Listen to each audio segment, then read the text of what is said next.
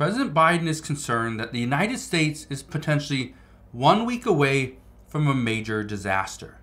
Today, we're going to listen to what President Biden had to say earlier this morning. We're also going to discuss how this could be a major impact on the American people moving forward.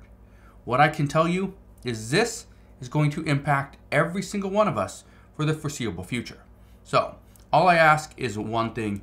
Takes 2 seconds. Go ahead, hit that like button if you enjoy these daily updates. And now, let's begin.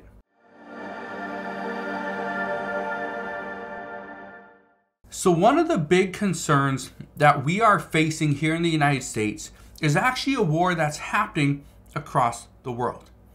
This is happening between Israel and Hamas in Gaza. Now, that is a major issue. A huge conflict, a war that could potentially widen. But what we're going to discuss today doesn't actually have much to do with Israel. It actually has something to do with another country. That is Ukraine. Because what's happening is right now Congress, today and tomorrow, are supposed to have votes. And this vote is supposed to approve the funding of over $100 billion to Ukraine. Now, both Republicans and Democrats say they support this. However, it's how we pay for this bill that is what's causing a lot of problems. The other thing is our border security here in the United States. That is creating a massive issue as well. Now, I want to play you this clip. Okay, it's about a 2-minute clip. It's from President Biden speaking today. Let's listen to this and then we'll discuss it. Congress needs to pass supplemental funding for Ukraine before they break for the holiday resources. Simple as that. Who is prepared to walk away from holding Putin accountable for this behavior? Who among us is really prepared to do that? I tell you, I'm not prepared to walk away. And I don't think the American people are either. Now, before we play the rest of that, and it is a little bit hard to hear, but before we play the rest of that, I want to explain one thing. Nobody wants to walk away from Ukraine. Nobody does. The Republican Party, the Democratic Party, nobody wants to walk away. They want to continue to help. But we as a nation have to understand we cannot continue to fund multiple countries, the wars that they are going through, and at the same time be cognizant of what China is doing and the fact that they could be putting together a just war machine to come after the United States. And it's not because China wants to attack the US or the US wants to attack China and Russia doesn't want to do either one of those either, but it's because what if we are pulled into a war? That's the concern today. Because President Biden has said this, many Pentagon officials have said this, world leaders have said this, that if the United States gets pulled into these wars, the problem is they are going to have to stick it out. We cannot get pulled in and be like, oh, we didn't mean to be here, sorry, we're going to leave. No, can't do that. Let's listen to the rest of this talk that he had. If Putin takes Ukraine, he won't stop there. If he keeps going and then he attacks a NATO ally, where we've committed as a NATO member that we defend every inch of NATO territory, then we'll have... I want to touch on one other thing. I actually want to show you a map. I want to show you this map because this is going to give you a good idea of how close we are to potentially being pulled into this war. So this right here is Ukraine. You can see it. It's highlighted in this different color. But the issue is Russia over here on this right side. And then we got NATO territories over here. Poland, Slovakia, Hungary, Romania, Moldova. Okay. These are all NATO territories.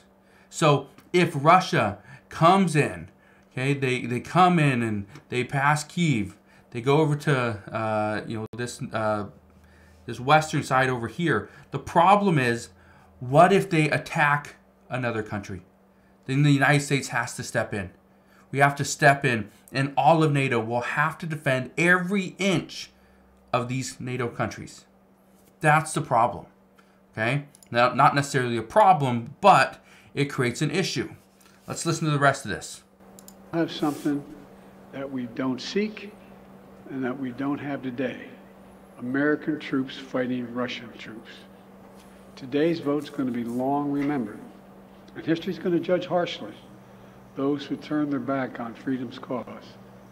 Extreme Republicans are playing chicken with our national security, holding Ukraine's funding hostage to their extreme partisan border policies. Now, before I move any further, I want to talk about what he just said. He said that extreme Republicans are holding this Ukraine funding hostage over extreme border policies. That's not necessarily true. The truth is that everybody wants to see change. Everybody needs to see change regarding this border policy that we have. Okay? We need additional security. It's not just Republicans either. If you look at the news and you watch any of the interviews from the governor of New York, the mayor of New York City, governor of Illinois, okay, the mayor of Chicago, all these people are saying that there's too many immigrants coming to their state and their city. It's causing chaos because now, and I talked about this last week as well, now we're seeing food banks, shelters, both overrun, and food banks that normally have a good supply around this time of the year, they are actually having nothing to give away. Shelters have a 60-day stay policy, maximum stay of 60 days, and then they send you out because they are being overrun. They're at capacity. If not, again, they've been full for a while. Some are trying to shove people into corners, put little mats on the floor, because that's all they can do. Again, it's because there's too many people coming into the United States and we're not equipped to handle it. But Biden's saying that these are extreme changes that Republicans want to see. And honestly, it's Republicans and Democrats that are asking for these changes. Republicans have to decide if they want a political issue, if they want a solution to the border. And my team has been engaged in negotiations with Senate Democrats and Republicans on border security. This has to be a negotiation. Republicans think they get everything they want without any bipartisan compromise. That's not the answer. Now, I want to touch on that for a second as well. He says Republicans think that they can get everything they want without a bipartisan compromise. And at this time, do Republicans think they can get everything they want? Absolutely not, and they know that.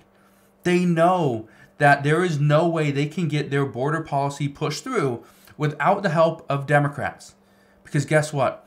The Senate has 51 Democrats that they have to get on board with their plan. Not all 51, but a decent amount of them. And then they have to get this approved by the president himself, which, is this guy, who's a Democrat. Republicans know there's no way they can get around President Biden and the Senate and pass a bill. Do you know why Republicans are trying to do this? And again, the reason why this is turning into an issue and why we only have about a week left is simple. Congress goes on recess for Christmas break next week. So we have 1 week left. 1 week to get an answer. 1 week to pass any legislation. 1 week to provide assistance to Ukraine. Or Russia could potentially win this war. And if they win the war, according to President Biden, they will not stop there.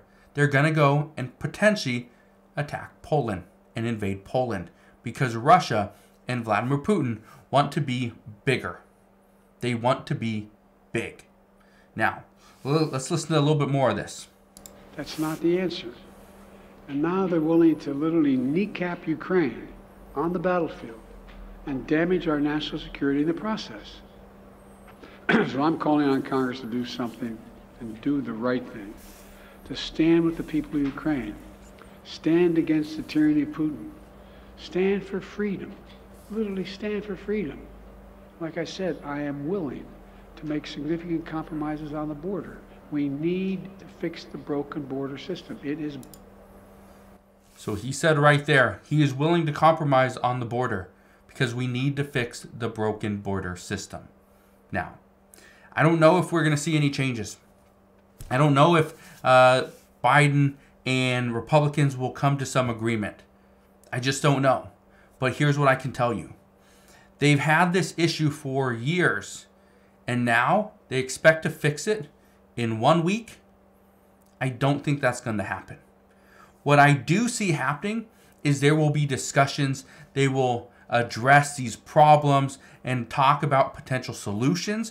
But as far as passing anything, I don't think Republicans and Democrats are going to come together, pass a bipartisan bill in a very short time frame, because they are concerned with what is potentially going to happen moving forward.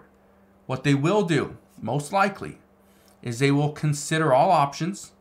They will take the recess over the next few weeks and think about it. They will sleep on it, and they will wait, and they will put together something patiently that they are standing behind and in full support of. As of right now, nobody's in full support of anything that's out there. So let's just be ready. Let's understand that Ukraine may not get the funding it needs within the next week. And if that happens, there's a chance, according to multiple reports, that Russia could win this war. And if they do, they may not stop there. So that's what we know at this time. As always, as I know more, I promise I'll come back on. I'll share all the latest news and updates. But that is what we know as of today. So again, thank you guys for watching. Consider subscribing, and I'll see you guys on the next one.